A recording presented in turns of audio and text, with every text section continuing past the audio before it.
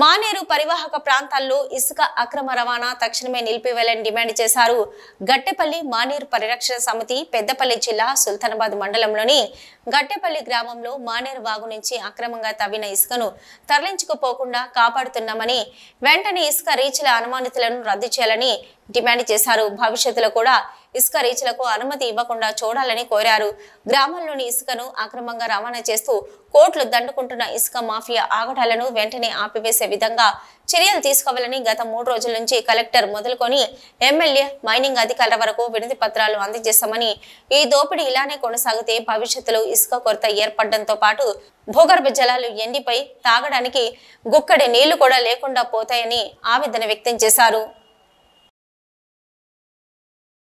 ఒక 2-3 రోజుల నుంచి మానేరు గట్టెపల్లి మానేరు పరిరక్షణ సమితి కమిటీ వేయడం జరిగింది.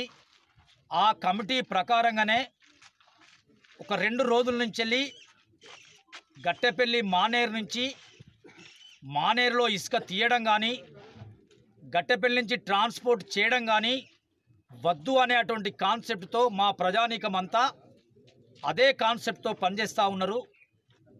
నిన్నటికి నిన్న జిల్లాలో ఉన్నటువంటి కలెక్టర్ గారి దగ్గర నుంచి మొదలుకొంటే, మా గౌరవ శాసనసభ్యులు విజయరమణారావు గారి దగ్గర నుంచి మొదలుకొంటే సబ్ ఇన్స్పెక్టర్ స్థాయి వరకు కూడా మేము వారికి మా గట్టెపల్లి గ్రామ మానేరు పరిరక్షణ సమితి నుంచి వాళ్ళకు మేము ఒక మెమోరాండం ఇవ్వడం జరిగింది.